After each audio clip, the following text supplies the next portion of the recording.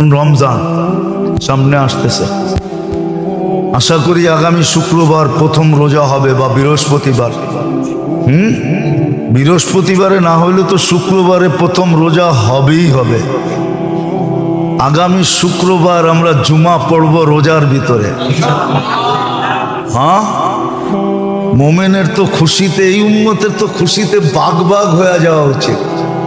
যেমন এয়ারপোর্টে যায় বয়ে থাকে না, হ্যাঁ, প্লেন ডিলে হইলেও খারাপ লাগে না, ঠিক না? বাইর হইতে দেরি হইলেও খারাপ লাগে না। কেন? ছেলে আসতেছে, ঠিক না? বাবা আসতেছে, ঠিক না?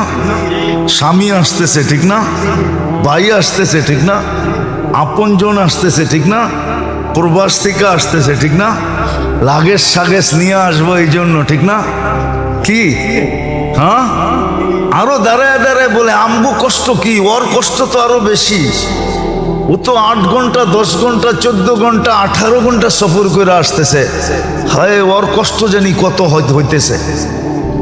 বাইরের লোকগুলা কি কয়, চা খায় আর কয় আমগো আর কি কষ্ট। আমরা তো দেশের ভিতরে থেকেই এয়ারপোর্টে দাঁড়ায় আছি, ঠিক না? হয়তো 14 ঘন্টা, আমেরিকাতে আসতে হলে 18 19 21 ঘন্টা লাগে। বরং ওর দুঃখের আলোচনা করতে থাকে, ঠিক না? আর এয়ারপোর্টে কি করতে থাকে? অপেক্ষা করতে থাকে, ঠিক না? আমরাও যদি রমজান বসতাম তাহলে অপেক্ষা করতাম। কসম, এই উম্মত তো রমজান বোঝে নাই। আমরাও আপনাদেরকে বুঝাইতে পারি নাই। আমাদের কাছেও বুঝানোর মতো ভাষা নাই, বুঝানোর মতো টেকনিক নাই, বুঝানোর মতো টেকনিক আমাদের কাছে নাই। হয়তো যদি আল্লাহ দিতেন ইন্না মিনাল বায়ান ইলা সাহরা, এটা যদি দিতেন। ছিল, এরকম লোক ছিল। আমি কয়েকদিন আগেই পড়তেছিলাম, আতাউল্লাহ শাহ বুখারী রহমতুল্লাহ আলাইহি ছিলেন। উনি ওনার যুগে বোম্বাই, তখনই পুরাটা এক ছিল।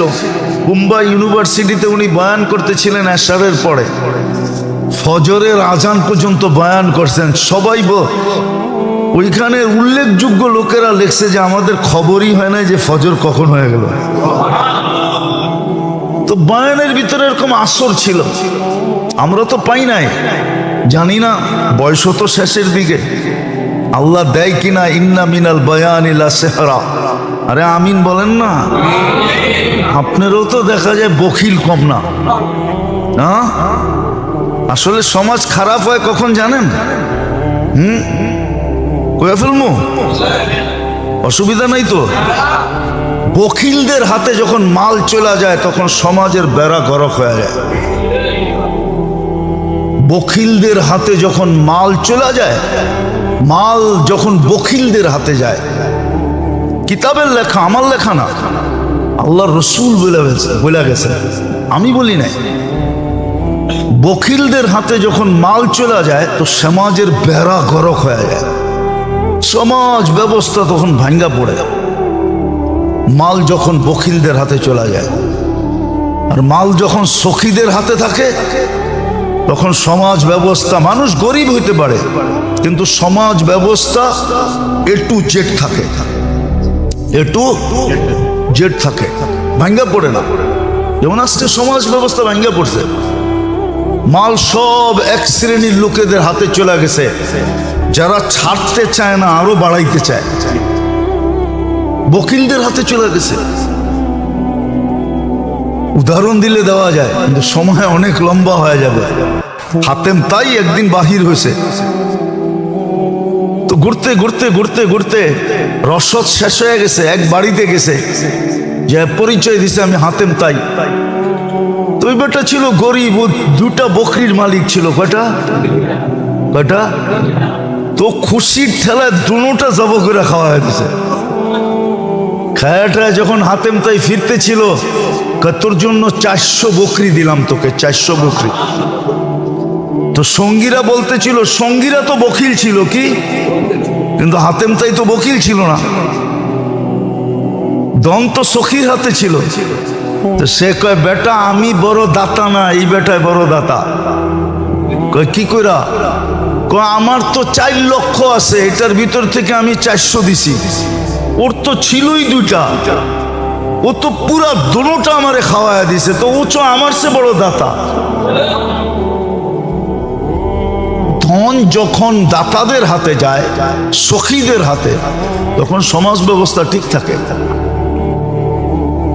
মানুষ তখন আর নির্যাতিত হয় না, নিষ্পেষিত হয় না। আর ধন যখন বখিলদের হাতে চলে যায়, যাদের মনোভাব আরো বাড়ুক, ছাড়তে চায় না, কাউকে দিতে চায় না, খালি বাড়াইতে চায়, বখিলদের হাতে চলে যায়, তখন সমাজ ব্যবস্থার বেড়া করক হয়ে যায়। যেমন আজকে সমাজ ব্যবস্থার বেড়া করক আসবে, সামনে আসবে, মনে উঠলো আবার মনে ওঠে না ওঠে না জানি না। আল্লাহর রসুল রমজান মাসে দান সদকায় তুফানকে হার মানায় দিত। হাদিসে আছে, বুখারী শরীফে আছে, কারিহিল মুরসালা। আমি শব্দ বলতেছি, আপনারা নোট করে নেন। কারিহিল মুরসালা, দান এত করতেন আল্লাহর রসুল রমজানে, এত দান করতেন যে তুফানকে হার মানায় দিতেন, তুফানও পিছে থেকে যেত। ওই দারিদ্রতার জমানায় বলুক, আমাদের কাছে যাদের কাছে যা আছে বলেন, এই রমজানে দেওয়ার জন্য, দান করার জন্য, যাকাত তো পরের জিনিস, দান। এইখানে একজন আছেন যে আপনি 20,000 টাকা রমজানে বাজেট করছেন, যেটা আমি দান হিসাবে দিব? একজন বলেন 10,000 টাকা, 5,000 টাকা, 2,000 টাকা, 1,000 টাকা আপনি বাজেট করছেন? রাগ হয়ে গেলেন? আপনার তো উচিত ছিল সাধ্য অনুযায়ী যে আমি 500 টাকা দিতে পারি, 500 টাকা আমার রমজানে কোথাও ইফতারের বাজেটে আমি দিব। আমি এটা বাজেট করলাম। আপনি কিয়ামতের দিন সুপারিশ চান কি করে সুপারিশের আশা করেন? কি করে আপনি আশা করেন আপনি জবাব দিতে পারবেন কবরে? মা কুনতা তাকুলু ফি হাদার রাজুলি মুহাম্মাদিন, বলো এই ব্যক্তির রঙে তুমি রঙিন কতটুকু ছিলা, ওনার আদর্শে কতটুকু আদর্শবান ছিলা, ওনার অভ্যাসে কতটুকু অভ্যস্ত ছিলা, ওনার কি বলে লাইফ স্টাইলে তুমি কতটুকু আদর্শবান ছিলা, বলো। আপনি 2-4টা প্রমাণ দিতে পারবেন? রাগ হয় না মেরে দোস্ত, এটাই বুঝাইতেছিলাম। বড় সুযোগ আসতেছে। ছোট ছোট রমজান হলো সবচেয়ে বড় আখাসুল খাস বলা যায়। এক রমজান দিয়া হাজারো বৎসর যদি উম্মত বেঁচে থাকে, হাজারো বৎসরের রিকভারি, পরিপূরক, হাজারো বৎসরের ঘাটতি এক রমজান দিয়া পুরা করা যায়।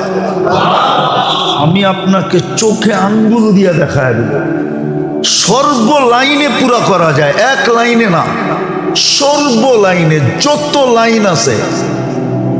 একটা মানুষের ইসলামিক দিক দিয়া বন্দেগি, এবাদত বন্দেগির দিক দিয়া যতগুলা লাইন আছে, সমস্ত লাইন আপনি পুরা করতে পারবেন একটা রমজান দিয়া, যদিও আপনি হাজারো বৎসর বেঁচে থাকেন।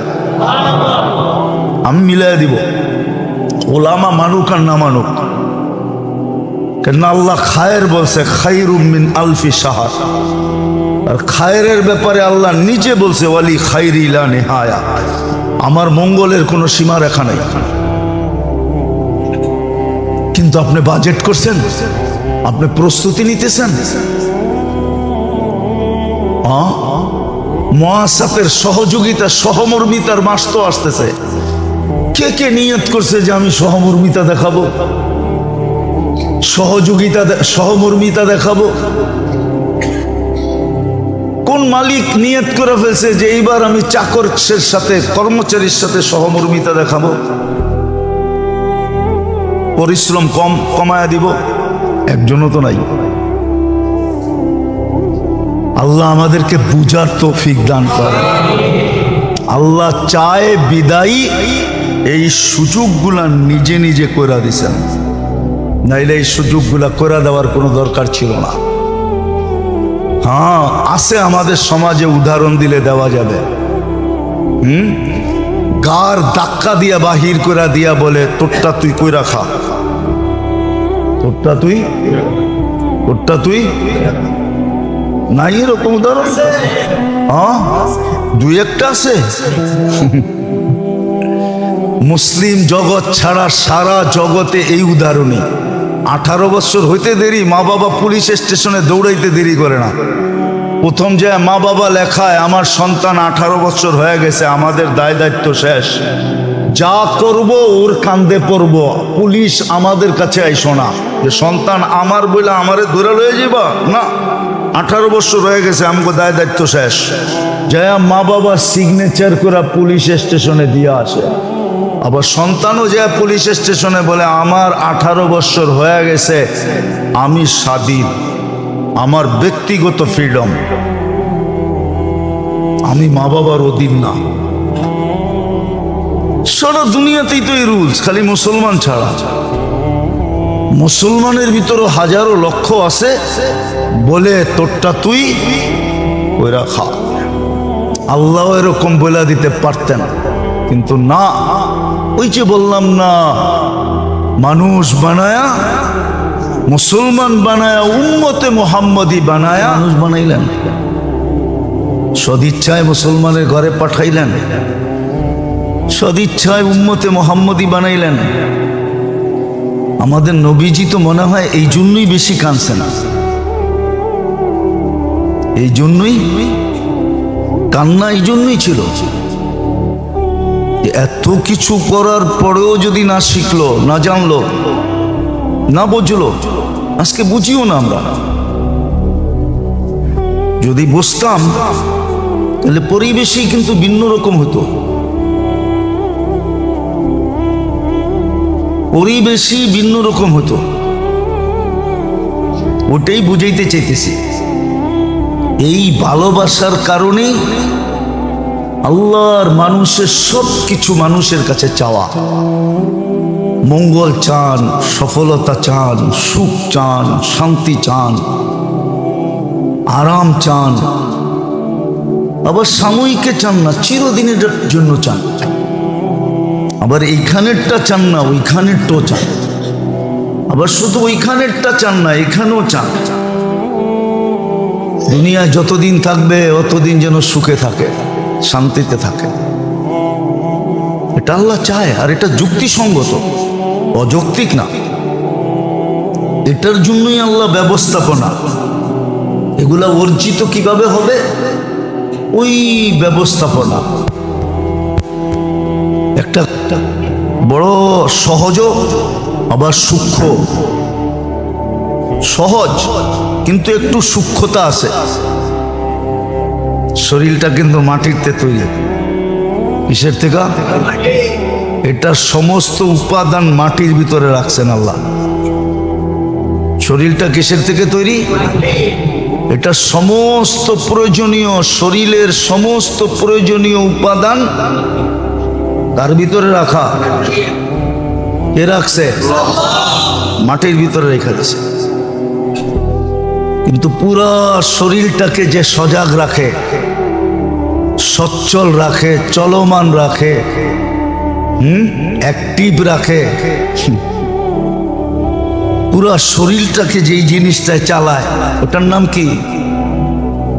আত্মা। আত্মা আত্মা। ওটা সব জিনিস উপর থেকে আসছে, উপর থেকে। মাটির সাথে কোনো সম্পর্ক নাই। মাটির সাথে সম্পর্ক আছে শুধু দেহটা। কি? দেহটা মাটির থেকে তৈরি। এটা সব প্রয়োজনীয় জিনিসও মাটির থেকে তৈরি। আর দেহটাকে যে চালায়, কন্ট্রোল করে, দেহটার যে রাজা, সেটা হলো আমাদের রূহ, আত্মা। এটা আসছে উপর থেকে। এটা সব কিছু উপরের সাথে সম্পর্কিত, মাটির সাথে বিন্দু মাত্র নাই।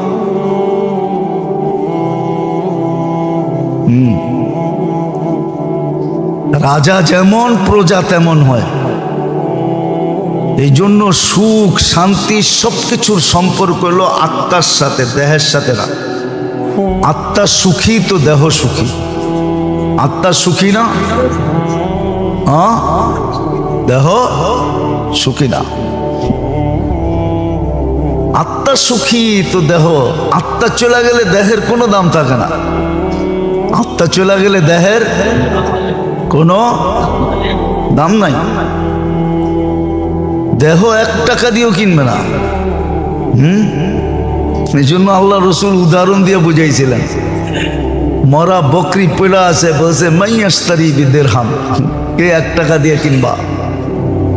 কে ইয়া রাসূলুল্লাহ, মরা জিনিস কেউ টাকা দিয়ে কিনে নাকি?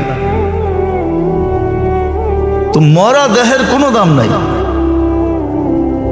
মেরা দেহের কোনো দাম নাই। যদিও আপনি কঙ্কালটা ছাত্র করে দিয়া দিবেন গবেষণা করার জন্য, ওটা বেশি দিনও চলবে না। 2, 4, 5 বছর চলার পরে হাড্ডিগুলো এমনি নিজে নিজে চূড়া চূড়া হয়ে যাবে। চূড়া চূড়া বুঝেন, পাউডার হয়ে যাবে, পাউডার এমনি এমনি। 2, 4, 5 বছর পরে ওটা দিয়ে গবেষণাও চলে না, ওটা এমনি এমনি পাউডার হয়ে যায়, ভাঙ্গা চূড়া সাইজ হয়ে যায়। এটা মাটির তৈরি। এই জন্যই আল্লাহ আমাদের জন্য সুযোগ তৈরি করছেন। ওই যে বললাম না, সুখ চান, শান্তি চান, সফলতা চান, কামিয়াবি চান। দুনিয়া মুখ্যম উদ্দেশ্য না, উদ্দেশ্য হলো আখিরাত। কিন্তু দুনিয়ায় বঞ্চিত করবে এমনও না। কোরআন ইঙ্গিত দিছে, উখরা তুহিব্বুনাহা, আমি জানি তোমরা দুনিয়ায়ও কিছু চাও। তো বলছে হ্যাঁ, এটাও দিব। উখরা তুহিব্বুনাহা নাসরুম মিনাল্লাহি ওয়া ফাতহুন করিব।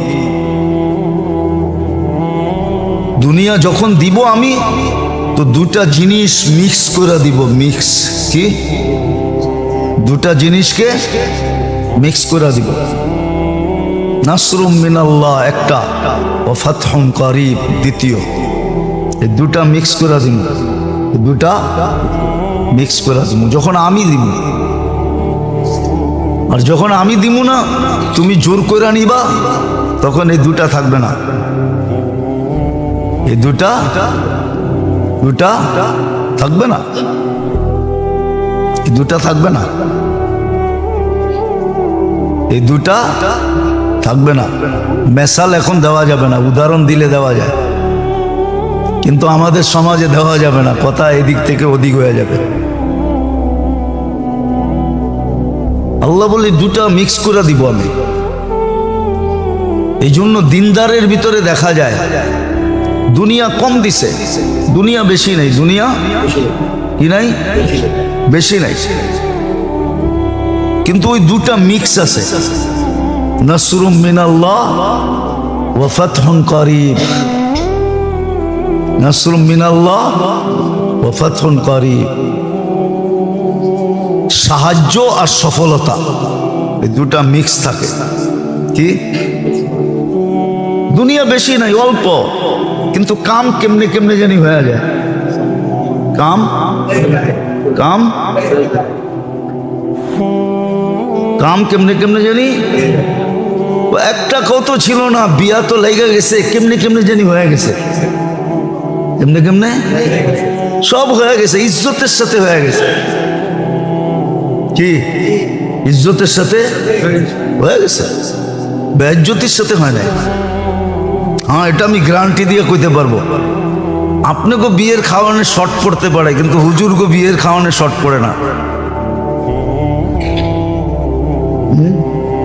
কি রাগ হয়ে গেলেন? আপনাকে দাওয়াতে শর্টেজ হইতে পারে, কিন্তু হুজুররা যখন বিয়ে শাদী করে, হুজুররা যখন বিয়ে শাদী করে, তো হুজুরগো বাড়িতে দাওয়াতে শর্টেজ হয় না। লোক বেশি হইলেও শর্ট হয় না, হয়ে যায়। কি কি একটা প্রমাণ দিতে পারবেন না কোনো হুজুরের বিয়ে শাদীতে বেইজ্জত হয়েছে, খাওয়া লয়া কথা হয়েছে, কিন্তু আপনাকে 2000 করেও দেখবেন শর্ট হয়ে গেছে। এটা হলো নাসরুম মিনাল্লাহ। আল্লাহর সাহায্য থাকে, ও ফাতহুন করিব, সফলতা থাকে। যেদিকে যায় ওদিকে সফল, ওদিকে কি সফলতা, দুনিয়াও দিবে। এই জন্যই আল্লাহ আমাদেরকে সুযোগ দিছেন। ইবাদত কিন্তু সব সুযোগ, বন্দেগি যেটা বলেন না, বন্দেগি এটা সব সুযোগ আল্লাহ নিজে সেট করে দিছেন। এলে একটা উদাহরণ দেন, আপনি হাদিস থেকে নেন, যে ফজরের নামাজ পড়ার পরে সূর্য ফজরের নামাজ পড়লো আর বসে রইল, অপেক্ষা করলো, সূর্য উঠলো, 2 রাকাত পড়লো, তো হজ উমরার সওয়াব মিলল, ঠিক না? কি গরিবের আশা তো পুরা হইল, ঠিক না? না যায়ও স্বাদ মিটলো, ঠিক না? আর 2 রাকাত যদি পড়লো, আল্লাহ বলে সারা দিনের জন্য আমি তোমার, সারা দিনের জন্য আমি যথেষ্ট হয়ে যাব তোমার জন্য, পুরা দিনের জন্য, 24 ঘন্টা, আবার ফজর পর্যন্তর জন্য আমি তোমার জন্য যথেষ্ট হয়ে যাব। কিন্তু কয়জন পড়ে? তো বন্দেগি এই জন্যই দিছিলেন, সুযোগ এই জন্যই, বন্দেগির মাধ্যমে আল্লাহ ক্ষেত্র তৈরি করে দিয়েছেন, যেন বন্দা এটা অর্জন করতে পারে। বন্দেগির মাধ্যমে আল্লাহ ক্ষেত্র তৈরি করে দিয়েছেন, ইবাদতের মাধ্যমে ক্ষেত্র। একটা হলো প্রতিদিনের, এটাকে শরীয়তে আমাদের ভাষায় বলে আম, ব্যাপক, যেটা বাংলায় বলে ব্যাপকতা, ব্যাপকভাবে সুযোগ তৈরি করে দিয়েছেন। আর একটা হলো খাস, নির্দিষ্ট। কি? যেমন শবে বরাত, শবে বরাতই পাওয়া যায়, আগে পিছে পাওয়া যায় না। শুক্রবারেরটা শুক্রবারই পাওয়া যায়, যেমন শুক্রবারে আসরের পরে একটা সময় আছে, যদি বন্দা ওই মুহূর্তের ভিতরে আল্লাহর কাছে মঙ্গলের যা চাবে তা দিয়া দিবে, ওটা শুধু শুক্রবারই পাওয়া যায়, ঠিক না? রাতের একটা প্রহর আছে, ওই সময় বন্দা আল্লাহর কাছে যা চায় আল্লাহ তাকে মঙ্গলজনক হইলে দিয়া দেয়। অনেক সময় একটা কথা মনে উঠলো, এই জন্য বলি, কেননা প্রত্যেকটা মানুষের আদি অন্ত কে জানে? অতীত ভবিষ্যৎ কে জানে? হ্যাঁ, অনেক সময় মানুষ একটা জিনিস চায় আর না পাইলে বড় ব্যথিত হয়। কি? বড় ভাঙ্গা পড়ে, ব্যথিত হয়, ঠিক না? অনেকে দেখা যায় মাথা দেওয়ালে মারে, ঠিক না? কিন্তু আল্লাহ তো ভবিষ্যৎ জানে।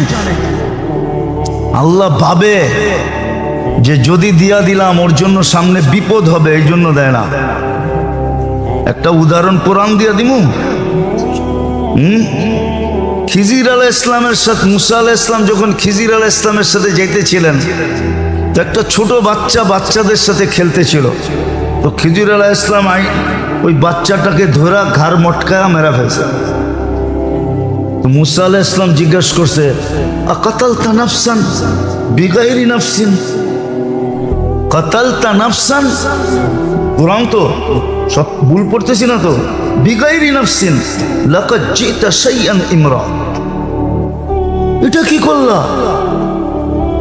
ও তো কাউরে মারেও নাই, চিমটিও দেয় না, তুমি ওরে মেরে ফেললা কেন? তো মুসা আলাইহিস ইসলাম, খিজির আলাইহিস ইসলাম বলতেছিল যে ভুল 3টা মানা যায়, 4টা মানা যায় না, 3টা পুরো হয়ে গেছে, তুমি আমার সাথে চলতে পারবে না, কিন্তু বইলা দেই কেন করলাম। ওয়া কানা আবুহুমা সালিহা, কানা আবুহুমা সালিহা। আয়াত জানি কিরকম, ফাখাশিনা আইয়ুরহিকাহুমা তুগয়ানা ওয়া কুফরা। এদের মা বাবা নেককার, কিন্তু এই ছেলে অদূর ভবিষ্যতে যদি বড় হয় তা এমন কাজে লিপ্ত হবে যে মা বাবা পর্যন্ত ছেলের মহব্বতের কারণে হতে পারে বিপদের সম্মুখীন হবে, এমনও হতে পারে ইসলাম ছেড়েও দিতে পারে। এই জন্য বাচ্চাকেও বাঁচায় দিলাম, মা বাবাকেও বাঁচায় দিলাম। অনেক সময় অনেক নেয়ামত আমরা চাই, কিন্তু না পাইলে বড় বড় বড় শুধু আফসোস না ব্যথা লাগে, ঠিক না? আল্লাহ দিল না কি লেগা, একবারে দ্বার প্রান্তে নিয়ে ধাক্কা দিয়া দিল, কারণটা কি? হতে পারে এর ভিতরে কোনো খায়ের আছে, যে সামনে যায় হইতে পারে আমার জন্য বিরাট বড় বিপদ হইতে পারে। যেরকম কোরআনে প্রমাণ আছে, কোরআনে প্রমাণ আছে, আল্লাহর হিকমত আছে এটার ভিতরে। আল্লাহ আমাদের মঙ্গল চান, আল্লাহ আমাদের সুখ চান, শান্তি চান, সফলতা চান, কামিয়াবি চান, ইহ জগতেও চান ও পরজগতেও চান, আর চিরদিনের জন্য চান। আর চাওয়ারও কারণ আছে, কেননা আল্লাহ তো নিজেই আমাদেরকে মানুষ বানাইছেন, নিজেই মুসলমানের ঘরে জন্ম দিছেন, নিজেই উম্মতে মুহাম্মদী বানায়া আমাদের সাথে ইশকের বন্ধনে আবদ্ধ হয়ে গেছেন। এই জন্য ব্যাপকভাবেও দিছেন 24 ঘন্টার ইবাদত গুলা, এগুলো সুযোগ, আবার বিশেষ বিশেষ সময়গুলো সুযোগ।